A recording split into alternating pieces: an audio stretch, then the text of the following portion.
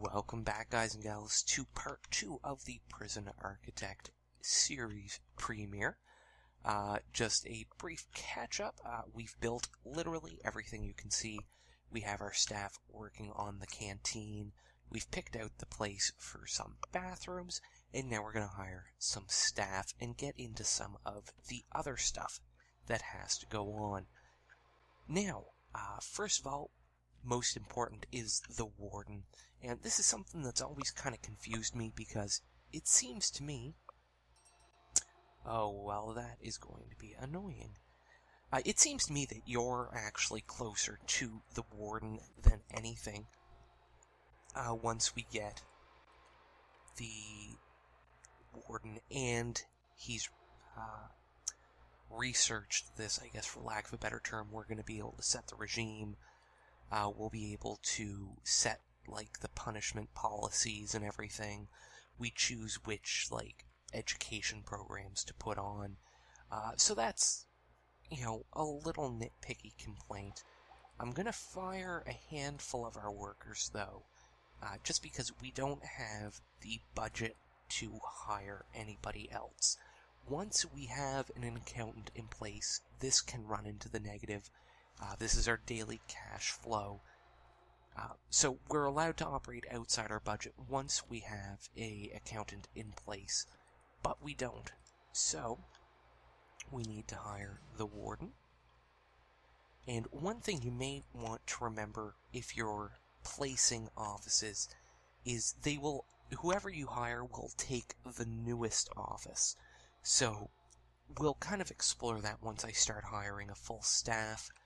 But that's just a little something to remember, or else you may end up with the psychologist in the security officer's office, like in the middle of the armory, having interviews with patients next to loaded shotguns. Just not good. But what I've done is up here, the little picture of the warden is the bureaucracy screen. This is where you research new things. So what we want to do is pay $500 to research finance, but we're also going to want to research maintenance, security, as well as micromanagement. And now that we have those selected, that's going to keep our warden busy for probably another day and a half. So now all we really have to do is wait for our workmen to finish the canteen. We'll designate that and work down here. What I'm going to do here is just have a little hallway that leads from the holding cell to what will become the yard, with some access to the canteen. The reason we're going to do that is, again, we want to have multiple fail-safes. Each one of these doors, if we go into lockdown, will shut, and that's going to be key to stopping a lot of these riots before they become too big. That way we can kind of separate the troublemakers, small groups to manage. Just all in all, a time saver and a people saver. Because less staff that die, the better. And same with prisoners. I know you can, if you... I'm just trying to think of the right word for this. But if you check out, like, the forums and the Reddit, you'll see a lot of people kind of have, like, a laissez-faire opinion on whether or not you really have to worry about prisoners dying too much. I mean, if you do lose too many prisoners, I believe if you have failure conditions on, you will lose the game. Same with, I believe, if you have it's either 5 or 10 prison escapes too close together, you'll be fired as well.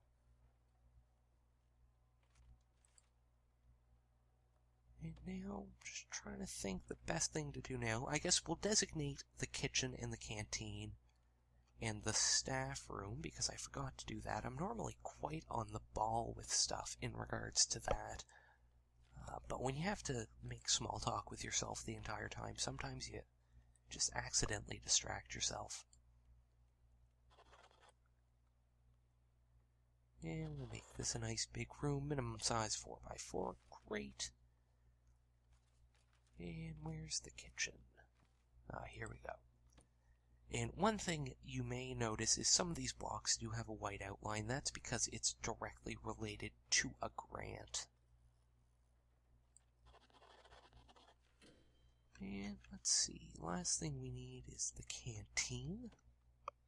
Well, I shouldn't say the last thing we need, but all we need as far as room designations at the moment.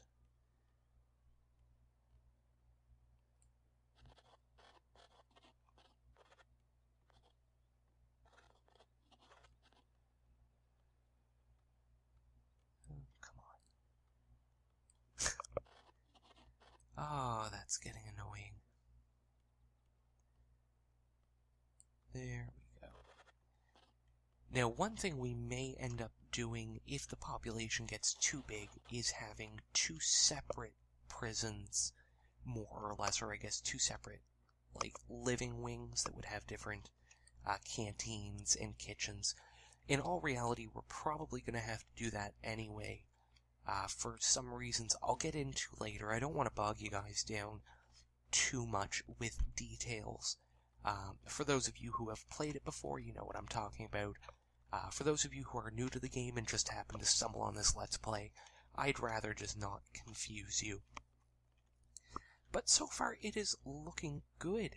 I guess what I will do is lay the foundation, and I'm going to start using triple time. Once we start really focus on some more of the bigger projects like the cell blocks, that will probably be the next one we go for. And now that I say that, that may be a lie, because I think we might go... that one's tricky. No, I think we're going to go for the maintenance grant first.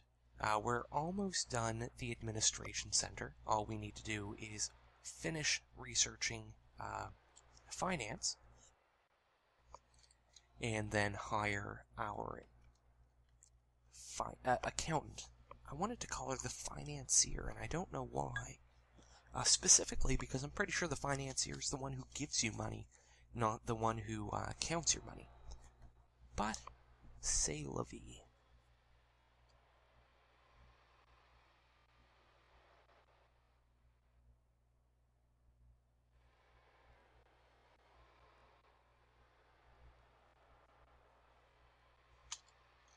There we go. So I guess... what can we do while we wait? Let's look at the reports a bit more. So let's take a better look at these grants, I guess. We have health and well-being, which is all about having a medical ward. The education reform program is all about essentially getting your prisoners high school equivalencies. And the staff well-being is essentially just making sure that your staff is well cared for. I believe Administration Center unlocks prison maintenance. No, that's Basic Detention Center. Okay, so our next goal, I think, for this is going to be laying out the foundation for our first cell block. That way we can get the last of the rooms that we really need for the Basic Detention Center. As you can see here, we've built a holding cell, we've built a kitchen and a canteen, but because we don't have all the the requirements, they don't count as finished. So what we'll do is, after we get the cell blocks finished, or at least the foundation laid, and a few other things, we're gonna go in and furnish some stuff. And then that way we'll get this out of the way. So back into foundations. I want to do some building concrete. And let's... we don't want to waste space. So let's... now I'm just starting to get annoyed by that.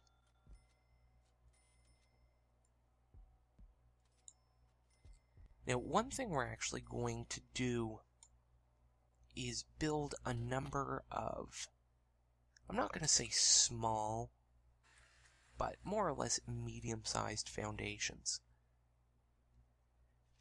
Just another way to control the prison population. If a riot breaks out, they're all separated, that sort of thing.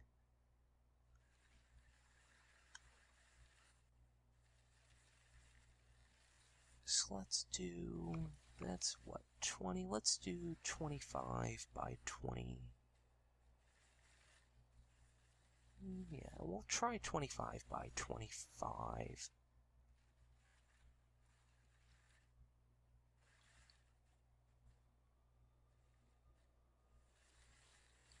There. So this will be our first prison block, or cell block. This will be cell block A. We're going to put a large jail door just to the side of the 25. And I'm one of those people that just... It annoys me in these building management games when things don't look similar. So, we're going to aim to have at least closely resembling each other. But now that we have such a large foundation, all we can really do is wait for the workers. I really wish we still had, like, 25 workers, because this would fly by. And that being said, depending on how long this takes, we may yakety-sax it through this.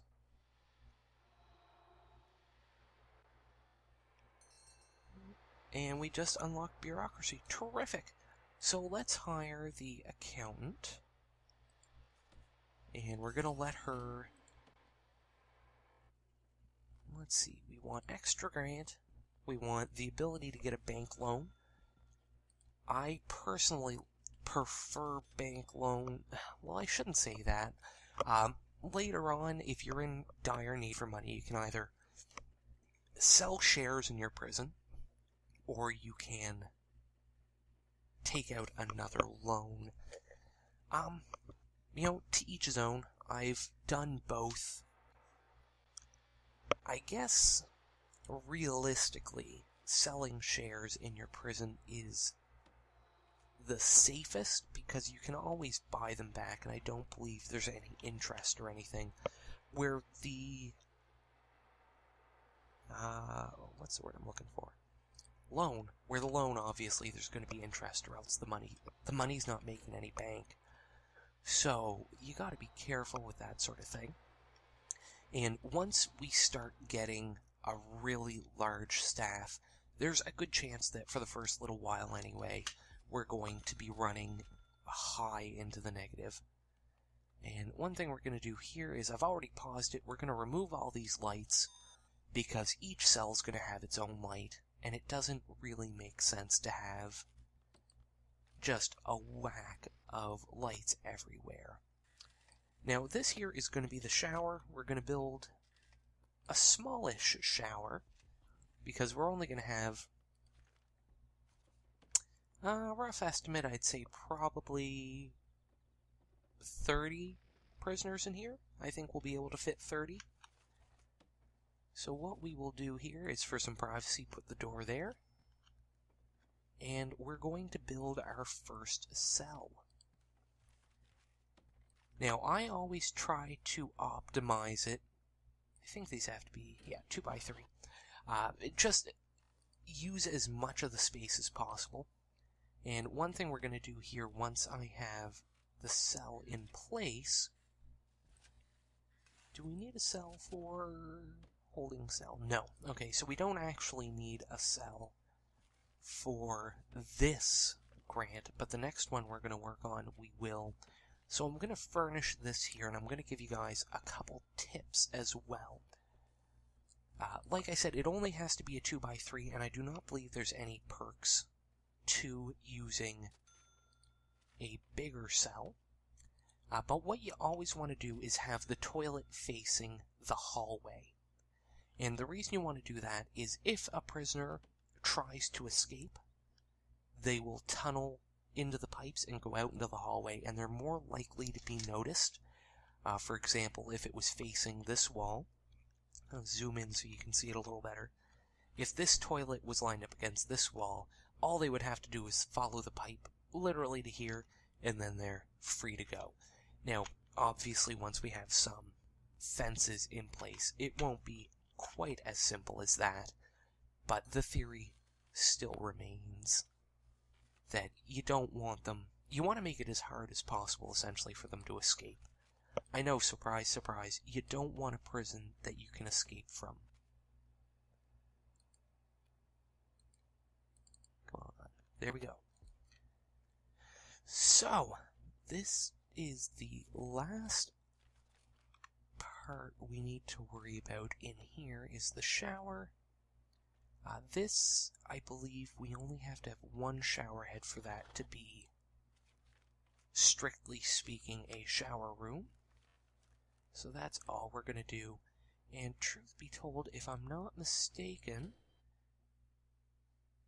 yeah, we're coming up to the end here, so let's get a lot of this stuff furnished. Where is the shower head? There it is. Put that there. Next, for the canteen, we need one table,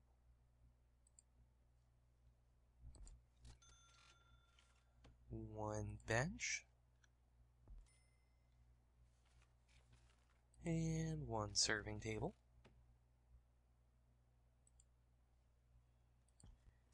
Next, we need a cooker. That's actually what it's called. I'm not just being bad at English like I normally am. We need a cold box. That's not what it's called. I'm just being bad at English. And a sink, which we will put right there in the corner. Last, we need the holding cell, which just needs a toilet and a bench.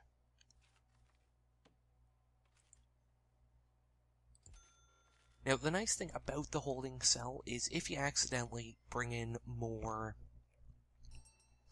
prisoners than you have room for, they'll stay in the holding cell until you can build more cells, or until a cell becomes free through either death of an inmate or release. Hopefully, the goal is to release more prisoners than we kill, because that will make our prison more expensive. Which means you can sell it and then build an even bigger prison.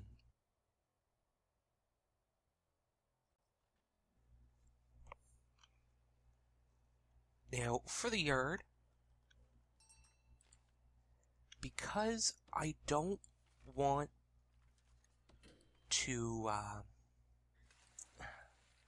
just trying to explain this properly, I'm just going to kind of make a fake yard designation that still qualifies as an actual yard in the eyes of the game. Just because once we're done, I'll just kind of give you an overview. We're going to have cells along here. We're going to have like a security office down here. We're going to have workshops and like a library and a common room. So in all reality, let's go into planning. Just so I can show you. Like, literally, this is all going to be yard.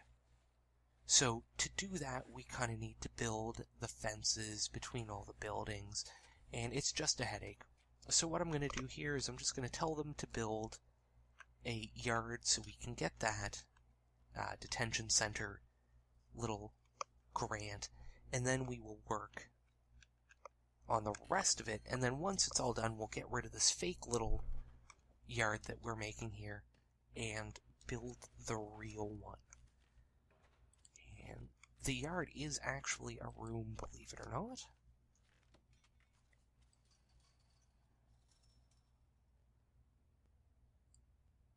Oh, I didn't make it big enough. Okay. By 5. I thought I made it big enough. So what is it? It's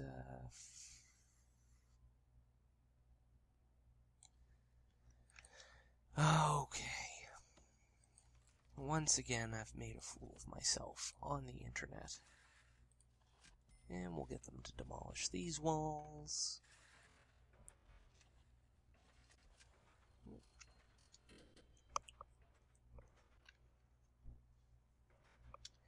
Now, as you can see, it does have a fairly accurate day-night cycle. None of our staff will sleep, which always kind of confuses me, but is good because that means we can keep the workers working around the clock. And because we are still actually triple timing this, I'm going to slow that down for a minute. Does that... Oh.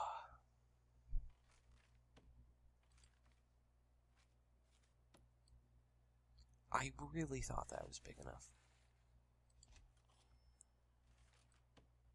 But next, what we're going to do is start the grant for the, what's-his-face?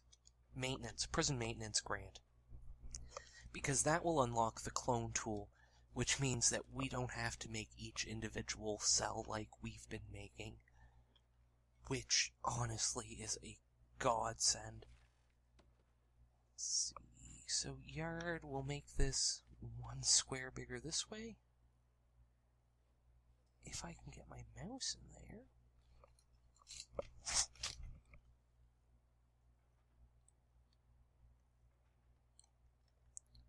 It's like my biggest pet peeve with optical mice.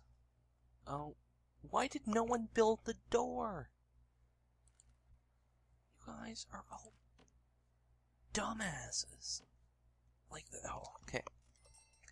That is a bug that will occasionally happen. They will build the door into the wall and it won't be able to open. So if you ever notice a group of workmen or like prisoners stuck somewhere, even if you can see the door, unless it has like an opening in the wall, it's actually just physically built into the wall.